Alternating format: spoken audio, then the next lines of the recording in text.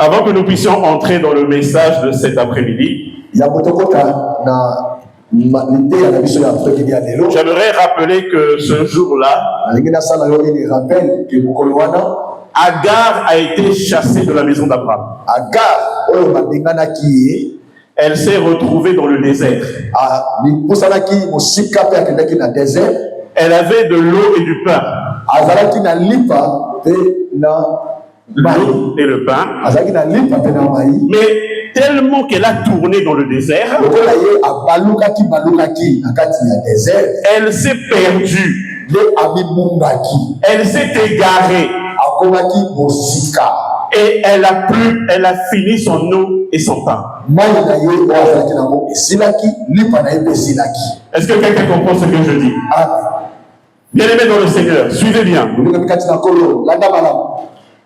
Agar s'est retrouvée dans le désert sous la chaleur. Elle n'avait plus d'eau. Elle était avec son fils Ismaël. Elle s'est dit en elle-même,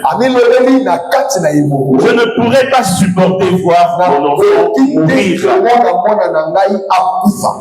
Et qu'est-ce que Agar va faire? Elle va déposer son enfant et elle va s'éloigner. Pourquoi elle a fait ça? Parce qu'elle ne voulait pas voir mourir son enfant. En tant qu'une mère, elle ne pouvait pas supporter que son enfant puisse mourir devant ses yeux. Voilà pourquoi elle va décider de s'éloigner de l'enfant. C'est-à-dire d'abandonner son fils. Mais quand elle arrive un peu plus loin, elle va commencer à pleurer auprès de lui. Elle pleure, bien-aimée. Elle va dire à Dieu, Seigneur, comment est-ce que je peux me retrouver dans cette situation? Bien-aimé, l'Éternel va répondre. Mais j'étais surpris. Parce que quand l'Éternel répond, l'Éternel va dire, j'ai écouté la voix de l'enfant. Agar qui avait laissé l'enfant un peu plus loin. L'enfant n'a pas prié, nous n'avons pas vu ça. Mais nous avons vu Agar pleurer auprès de l'Éternel. Mais l'Écriture dit que Dieu a répondu à la voix de l'enfant.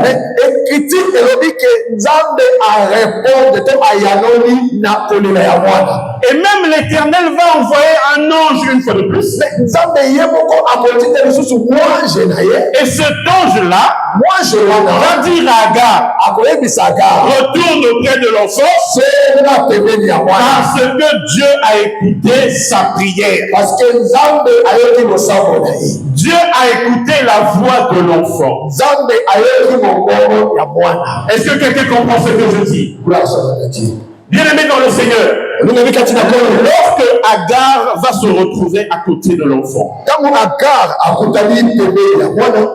l'Éternel va ouvrir les yeux d'Agar. Et Agar va voir un puits d'eau.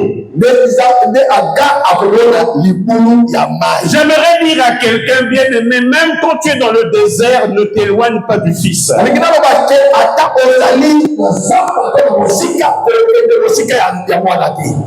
quand tu traverses le désert, tu traverses des difficultés, tu traverses des problèmes, ne t'éloigne pas du Fils.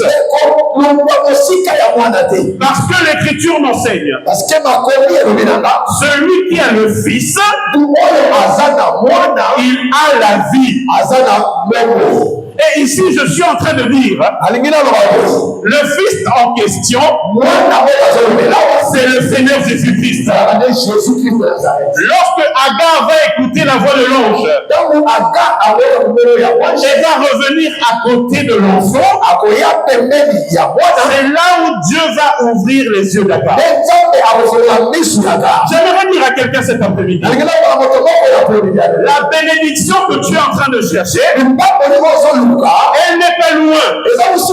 C'est seulement auprès du pied du maître. Ce que tu es en train de chercher, c'est seulement auprès du Seigneur Jésus. Voilà pourquoi, même quand tu traverses des situations compliquées, ne va pas chercher la solution loin de Jésus. J'aimerais te dire que loin de Jésus, il n'y a pas de solution.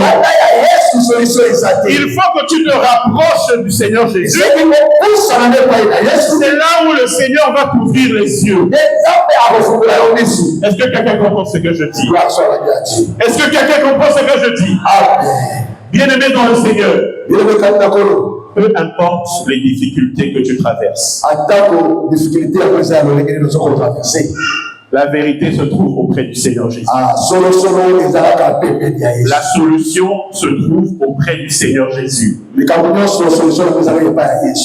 tremble pas devant une situation compliquée. Mais reviens seulement au pied de Jésus. Bien aimé, parfois tu penses que ta solution est compliquée.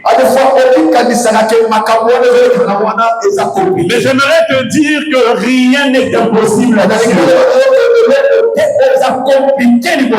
Est-ce que quelqu'un est en train de réaliser ce que je suis? Rien n'est impossible à Dieu. Voilà que l'Éternel a seulement ouvert les yeux d'Agar. Et Agar a vu l'eau seulement à côté. Ton problème, la solution se trouve sur toi. Tu n'as pas besoin d'aller voir ton oncle, ton je sais pas qui. Non, ne va même pas voir un féticheur.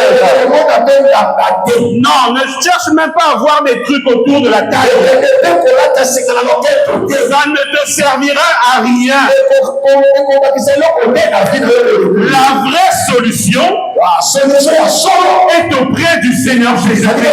Est-ce que quelqu'un réalise ce que je dis? Amen. La vraie solution, c'est auprès du Seigneur. Agar s'est éloignée. Mais quand elle est revenue auprès du Fils, le Seigneur a ouvert ses yeux. Et c'est là où elle a pu avoir l'eau. Même en plein désert, ce Dieu-là a été capable de faire paraître un puits. En plein désert, Agar a eu de l'eau. Maintenant, dis-moi, quelle est cette situation-là que Dieu n'est pas capable de réaliser?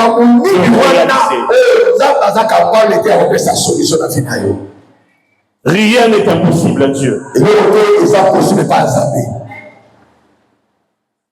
Voilà pourquoi, bien-aimé, dans le Seigneur, je vais continuer le message de cette période qui concerne les 6 éléments de la doctrine.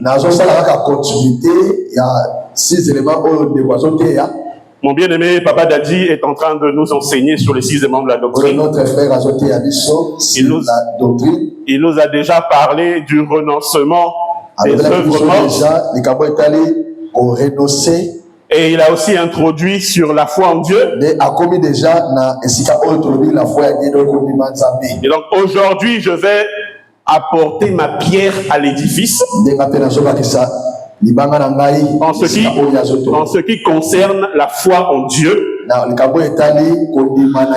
Je vais seulement exhorter un tout petit peu et nous allons prier. Mais j'aimerais dire à quelqu'un que lorsque nous allons prier, prie réellement. Parce que le Seigneur m'a mis à cœur cet après-midi de vraiment nous conduire dans la prière. Il y a des gens, en fait, il y a des frères et des sœurs qui attendent une bénédiction particulière. Qui attendent vraiment la manifestation du Seigneur en ce moment. Et j'aimerais te dire que cela se débloquera qu'au travers de la prière.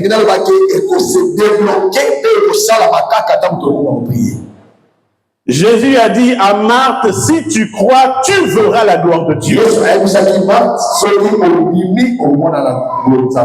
Donc nous allons vraiment, je vais vraiment exhorter pendant un peu de temps, mais nous allons passer plus de temps dans la prière.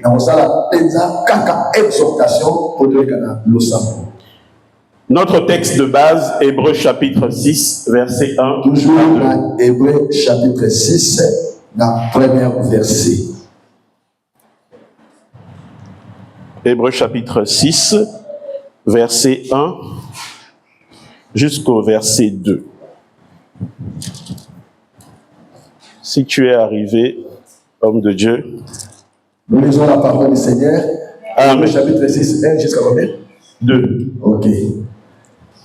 C'est pourquoi laisser les éléments de la parole de Christ tantôt à ce qu'il a fait. Yes. Sans poser des fondements, sans poser de nouveau les fondements de renoncement aux œuvres mortes, de la foi en Dieu, de la doctrine des baptêmes, de l'imposition des mains, de la résurrection des morts et du jugement éternel. La parole du Seigneur. Amen. Je vais lire Exode 14 très rapidement à partir du verset 10. Exode 14. Je suis au verset 10. Au verset 10, il est écrit, Pharaon approchait, les enfants d'Israël levèrent les yeux, et voici les Égyptiens étaient en marche derrière eux. Et les enfants d'Israël eurent une grande frayeur et crièrent à l'Éternel. Ils dirent à Moïse, n'y avait-il pas des sépulcres en Égypte sans qu'il fût besoin de nous mener mourir au désert? Que nous as-tu fait en nous faisant sortir d'Égypte? N'est-ce pas là ce que nous te disions en Égypte? Laisse-nous servir les Égyptiens, car nous aimons mieux servir les Égyptiens que de mourir au désert. Au verset 13, Moïse répondit au peuple, ne craignez rien. Restez en place et regardez la délivrance que l'Éternel va vous accorder en ce jour.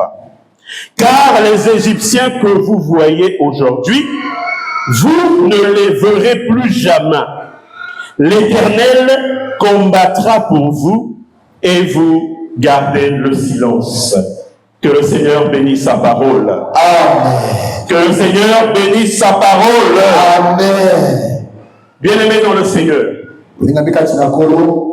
le peuple d'Israël est en esclavage en Égypte. Pharaon ne veut pas les laisser partir. Pharaon les a rendus esclaves, a commencé à les faire travailler de force. L'Écriture dit, ils ont crié à l'Éternel. L'Éternel a envoyé Moïse et Aaron pour aller accorder la délivrance au peuple d'Israël. Mais suivez ce qui se passe. La nuit de la délivrance, l'Éternel va dire à Moïse de dire au peuple d'Israël que chaque famille doit avoir un agneau mâle âgé d'un an, qu'ils doivent le rôtir. L'agneau rôti. C'est ça. On doit le rôtir au feu.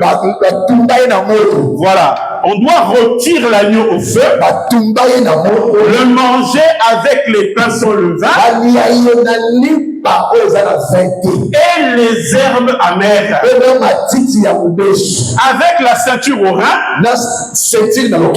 le bâton à la main, et c'est ça la Pâque de l'Éternel. Bien-aimé dans le Seigneur, l'Écriture enseigne que l'agneau en question devait être mangé tout entier. Et que ses os ne devaient pas être brisés. J'aimerais dire à quelqu'un que l'agneau en question, ce n'est que le Seigneur Jésus-Christ. Lui qui a tout accompli sur la croix. C'est lui l'agneau véritable, qui accorde la délivrance au peuple. Mais ses os ne devaient pas être brisés. J'aimerais dire à quelqu'un que les os ici, c'est la doctrine. La doctrine ne peut pas être brisée. Est-ce que quelqu'un comprend ce que je dis? Voilà pourquoi ce jour-là, lorsqu'ils se sont retrouvés à la croix, le soldat est venu pour briser les os. Il a brisé les os des deux voleurs. Mais quand il arrive auprès du Seigneur, il verra qu'il est déjà mort. Ils ne briseront pas ses os. Cela a été accompli par la parole des prophètes. Il était écrit que ses os ne devaient pas être brisés. Voilà pourquoi, bien aimé dans le Seigneur, les os du Seigneur, c'est ça la doctrine. La parole de Dieu, il faut la manger tout entière et ne pas briser les os. C'est-à-dire ne pas briser la doctrine. Que le Seigneur nous bénisse. L'Écriture dit, si quelqu'un prend ton manteau, ne lui empêche pas de prendre aussi ta tunique. Très important. Si quelqu'un prend ton manteau, ne lui empêche pas aussi de prendre ta tunique. J'aimerais dire à quelqu'un que ici le manteau, ce ne sont que les Écritures. Et que la tunique, c'est aussi la doctrine. Le manteau peut être déchiré, mais la tunique ne doit pas être déchirée. Est-ce que quelqu'un comprend ce que je dis? Voilà pourquoi ce jour-là à la croix, il y a 4 soldats qui ont commencé à déchirer les vêtements du maître. Ils ont déchiré les vêtements, ils ont déchiré le manteau. Mais en ce qui concerne la tunique, frère, la tunique ne pouvait pas être déchirée. Est-ce que quelqu'un comprend ce que je dis? Ici, la tunique, c'est toute la divinité. Elle ne pouvait pas être déchirée. La tunique, c'est aussi la doctrine qui ne peut pas être brisée. Lorsque nous écoutons la parole de Dieu, nous devons la mettre totalement en pratique. Que le Seigneur nous bénisse. Amen. Que le Seigneur te bénisse, bien-aimé. La doctrine ne peut pas être brisée. Lorsqu'ils sont sortis d'Égypte, ils sont arrivés près de Biaïroth. Et l'Écriture m'enseigne que devant eux, il y avait la mer rouge. Et le peuple a commencé à se lamenter. Ils ont commencé à pleurer. Et c'est ce qui arrive dans la vie des enfants de Dieu. Lorsque tu arrives dans une situation compliquée, tu vas commencer à te lamenter. Tu vas commencer à pleurer parce que tu penses que pour toi c'est fini. Le peuple d'Israël pensait que c'était la fin pour eux. Parce que Pharaon était en train de les poursuivre. Ils ont commencé à dire à Moïse, n'y avait-il pas des sépulcres là-bas en Égypte? Pourquoi nous as-tu emmenés au désert pour mourir? L'Éternel a intervenu. Pourquoi ce tumulte? Pourquoi ces inquiétudes? Que le peuple puisse se calmer, garde silence, et je combattrai pour vous. Bon, est-ce que quelqu'un comprend ce que je dis? Amen. J'aimerais te dire, bien-aimé dans le Seigneur, ne panique pas, peu importe la situation que tu traverses. Même quand devant tes yeux, tu ne vois pas la solution.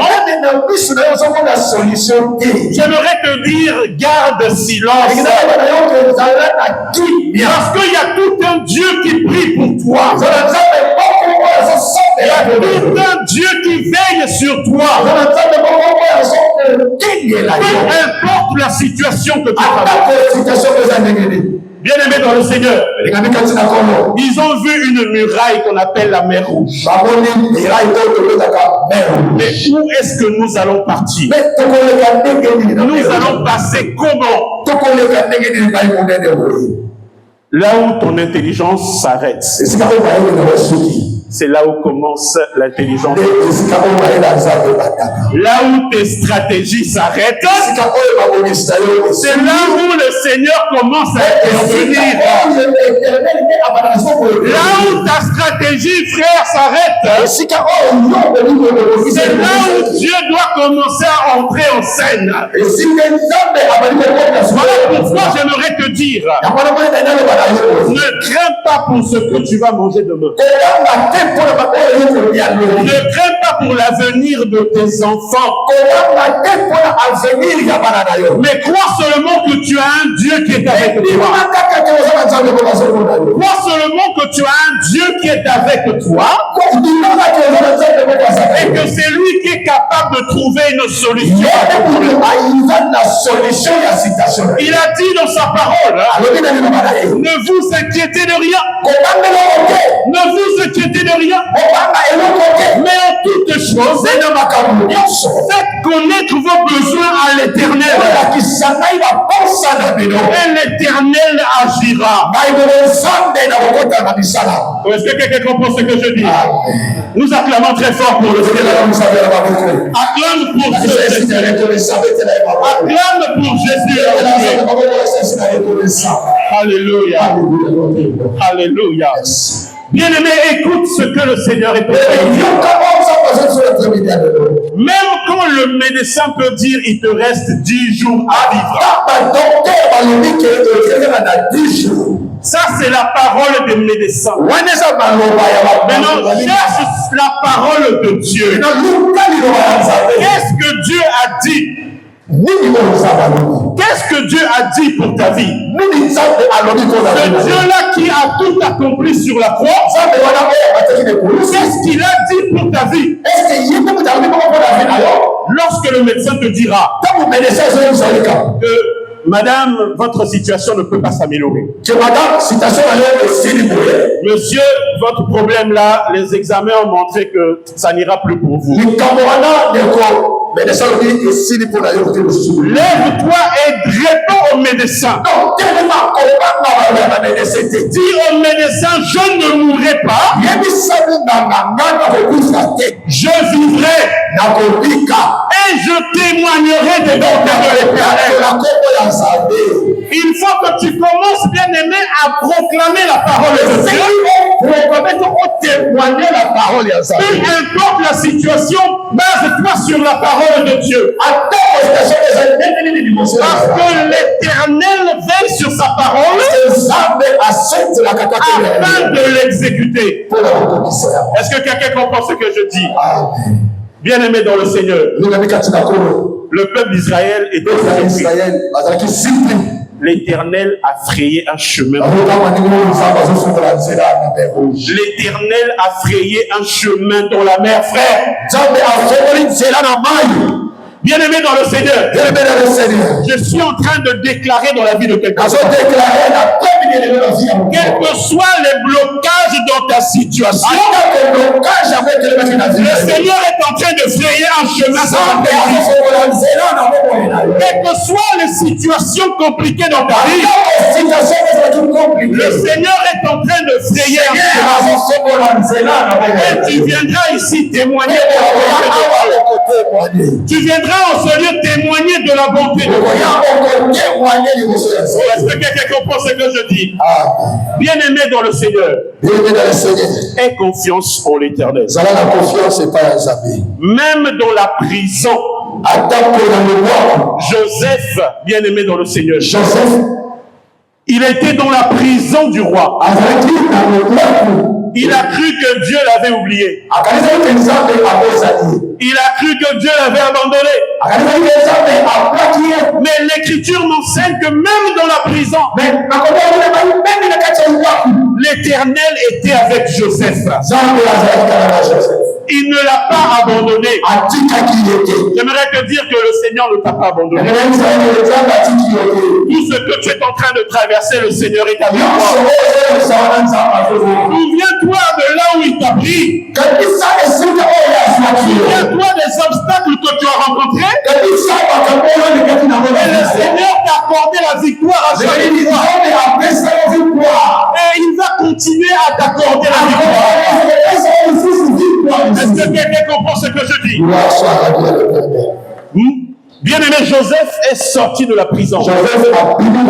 Parce que le Seigneur s'est souvenu de lui. Est-ce que quelqu'un comprend ce que je dis? Ils étaient tous dans la barque. La tempête s'est levée. Et ils ont commencé à paniquer. Ils ont commencé à se lamenter. Ils ont oublié que le Seigneur Jésus est là. Il est là dans la barque. Il a dit dans sa parole, je ne vous abandonnerai pas. Je ne vous délaisserai pas. Voilà pourquoi, bien aimé dans le Seigneur, même quand tu es en train de marcher, rassure-toi que Jésus est avec toi. Même quand tu es, je ne sais pas dans quel endroit, le Seigneur ne t'abandonne pas. Il veille toujours sur toi. Maintenant, quitte à toi, bien-aimé. Quitte à toi à commencer à prier le Seigneur. Le Seigneur ne t'a jamais abandonné. Peu importe les situations que tu traverses. Bien-aimé, l'ennemi, qu'est-ce qu'il fait? L'ennemi vient voler la foi. L'Écriture m'enseigne que la foi vient de ce que l'on entend. De ce que l'on entend, et ce que l'on entend vient de la parole de Christ. Donc la parole de Christ augmente la foi. Mais qu'est-ce que fait le diable? Le diable va t'empêcher d'écouter la parole pour que ta foi puisse diminuer. Est-ce que quelqu'un est en train de comprendre ce que je dis? Le diable, son objectif, c'est de voler ta foi. Parce qu'il sait que lorsque tu vas perdre la foi, tu vas aussi perdre ton salut. Tu vas perdre aussi ton salut. Voilà pourquoi, bien-aimé dans le Seigneur, veille sur ta foi. L'apôtre Paul a dit, il dit, j'ai combattu le bon combat de la foi. Je suis arrivé à la fin de la course et j'ai gardé la foi. J'ai gardé la foi. J'aimerais bien aimer te dire cet après-midi, peu importe ce que tu traverses, garde la foi. N'accepte pas de perdre la foi. Tu peux perdre tes vêtements, ta voiture, ta maison. Tout ce que tu peux acquérir dans ce monde, tu peux perdre. N'accepte pas de perdre ta foi. Est-ce que quelqu'un comprend ce que je dis?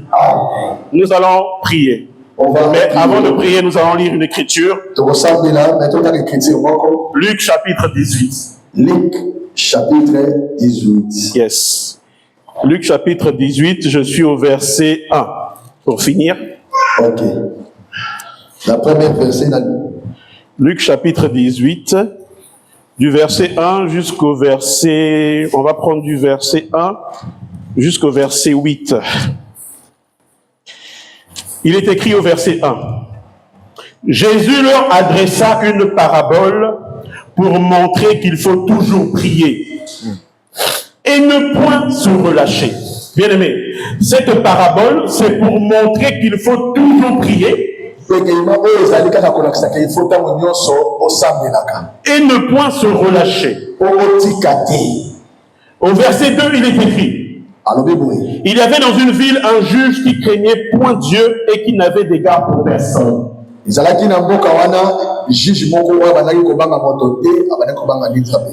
avait aussi dans cette ville une veuve qui venait lui dire: fais-moi justice de ma partie adverse.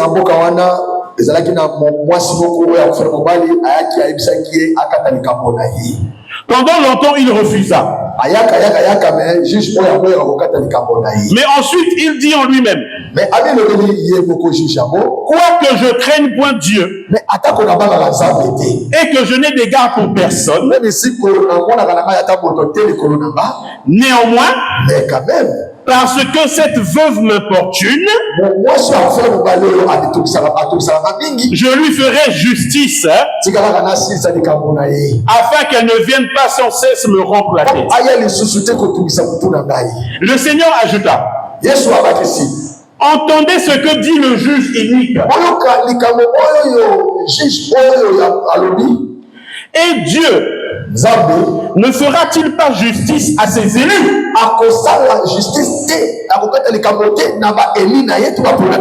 qui crient à lui jour et nuit, et tardera-t-il à leur égard? Au verset 8, je vous le dis, il leur fera promptement justice. Mais quand le Fils de l'homme viendra, trouvera-t-il la foi sur la terre? Que le Seigneur bénisse sa parole. Amen. Le Seigneur nous pose la question: quand le Fils de l'homme viendra, trouvera-t-il la foi sur la terre? Voilà pourquoi j'aimerais te dire cet après-midi. Lorsque le Seigneur viendra, il va venir aussi vérifier si tu as gardé la foi. Il va vérifier s'il y a toujours la foi sur la terre. Voilà pourquoi bien-aimé, garde la foi. Tu peux tout perdre, mais n'accepte pas de perdre ta foi. Parce que le diable sait que si tu perds la foi, il n'y aura plus de miracle dans ta vie. Parce que le Seigneur attend ta foi pour qu'il puisse manifester le miracle dans ta vie. Est-ce que quelqu'un comprend ce que je dis? Il faut toujours écouter la parole de Dieu. C'est une façon aussi de garder ta foi. Frère, la foi vient de ce que l'on entend. Mais si toi tu passes ton temps à écouter la musique mondaine, ça veut dire que tu n'es pas en train d'entretenir ta foi. Et ça, c'est la stratégie du diable. Il va tout faire pour te donner le temps à autre chose, afin de t'empêcher d'écouter la parole de Dieu. Est-ce que quelqu'un comprend ce que je dis? Amen. Vous allez remarquer une chose. Même il est minuit, 2 heures du matin. Si tu te mets à suivre un film, hein, tu n'auras pas sommeil. Maintenant, décide seulement à ce moment-là de prendre ta Bible. Dis que je vais lire un chapitre. Si tu lis même le verset 2, c'est que tu es très fort. Vous riez parce que vous savez de quoi je parle. Vous savez que vous avez déjà expérimenté ça. Quand tu veux lire la Bible, tu commences à bailler. Mais quand tu suis un film, tu restes. Quand tu suis un film, là, il n'y a plus de sommeil. Vous savez, ne vous inquiétez pas. Vous savez pourquoi? C'est le diable qui fait ça. Parce qu'il sait que quand tu vas lire la Bible, tu vas entretenir ta foi. Et lui ne veut pas que tu entretiennes ta foi. Est-ce que quelqu'un comprend ce que je dis? Fais l'effort de toujours méditer la parole de Dieu. Même quand tu as sommeil, lève-toi et écoute. Même si tu n'arrives pas à lire, prends même les écouteurs. Tu écoutes même la parole de Dieu en audio. Écoute la parole. Entretiens ta foi. Le Seigneur dit, quand il reviendra, trouvera-t-il la foi sur la terre? Ça veut dire que nous devons garder la foi. Voilà pourquoi nous allons prier. J'aimerais que tu puisses prier maintenant. Tout à l'heure, j'ai dit quelque chose de très important. Le Seigneur m'a mis à cœur de prier cet après-midi. Nous devons prier, frère. Nous allons prier pour ta situation. Nous allons prier pour toute l'assemblée. Afin que l'Éternel puisse débloquer les situations. Afin que l'Éternel puisse manifester sa puissance. Que cette semaine, bien-aimée, tu puisses la commencer avec la puissance de Dieu. Afin que partout où tu iras, toutes les portes te seront ouvertes.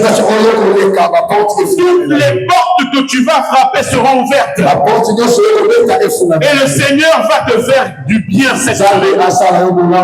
Mais il t'a toi de prier maintenant. Nous allons prier. On va prier maintenant. Est-ce que les chantres peuvent nous conduire dans des chants d'adoration? Nous allons prier. Je vais laisser la place à l'homme de Dieu pour nous conduire dans les moments d'intercession. On va prier maintenant.